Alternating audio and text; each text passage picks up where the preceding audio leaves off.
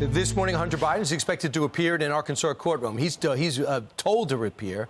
He's going to try to explain why he's petitioning to reduce child support payments to the mother of his 4-year-old child. An attorney for London Roberts says Mr. Biden claims to be nothing more than a Yale-educated attorney artist who is somewhat financially destitute and needs his child support adjusted. However, for an artist living on meager means, Mr. Biden is living lavishly. Joining us now, George Washington University law professor, Fox News contributor Jonathan Turley. Jonathan, what do you think? Who has the stronger case here? The mom who needs money or Hunter who wants to pay less? Oh, clearly the mother, and that also includes the effort to allow this child to use her family name of Biden. You know, Brian, I live in a city that arguably has the highest concentration of narcissistic, craven human beings on earth.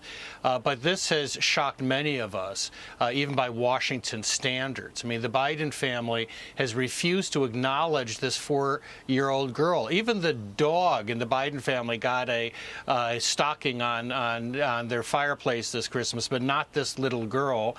The president does not list her as a grandchild. Her father is trying to reduce his support for her. He tried to deny his being her parent. And at some point, this girl's going to learn all that. And, you know, maybe I'm a father of 4, and maybe that's why I find this so crushing. But the thought of this little girl eventually reading about how her family treated her, denied her existence, is really shocking.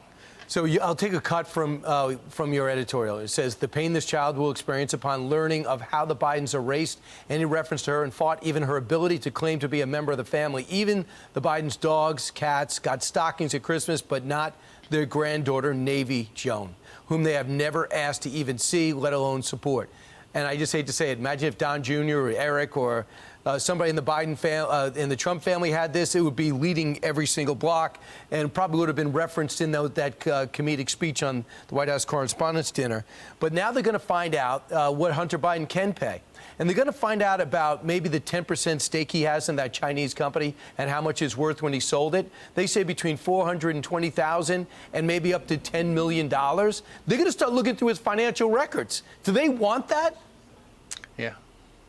Well, karma is a tough thing. They really, I think, overplayed their hand here by trying to avoid parental support. Hunter Biden has put into play his own finances. Well, one source of knowing of what money Hunter has is the laptop. And his own counsel went into this Arkansas court and tried once again to suggest that, well, maybe this isn't his laptop. And the judge jumped all over him and said, wait, hold it. You're his lawyer. Is it his laptop or not? And the guy backpedaled.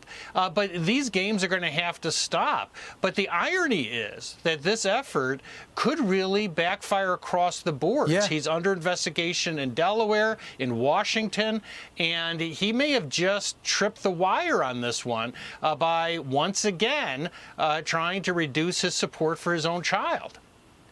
And I want to add something else to this.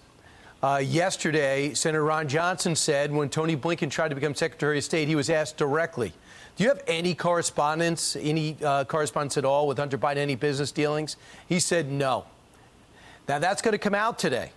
That it turns out we have proof of emailings and a great relationship between the two, a correspondence and a coziness that I don't even think Anthony Blinken has with his dad.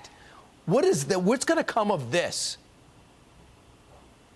That's very serious. It is a crime to lie to Congress.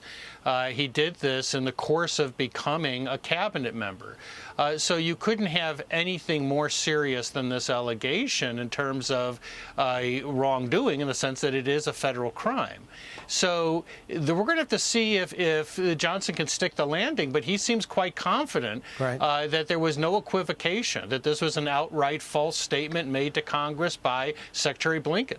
And by the way, just people at home, there's 6 different places where business dealings might be affecting foreign policy with our country, with our president. And now we find out the Secretary of State might have the same issues. This is where the investigation leads. It's not about a tit for tat or politics. It's about our foreign policy and our national security. And that's where it could be heading. Jonathan Turley, thanks so much. Thank you. I'm Steve Doocy. I'm Brian Kilmeade. And I'm Ainsley Earhart. And click here to subscribe to the Fox News YouTube page to catch our hottest interviews and most compelling analysis.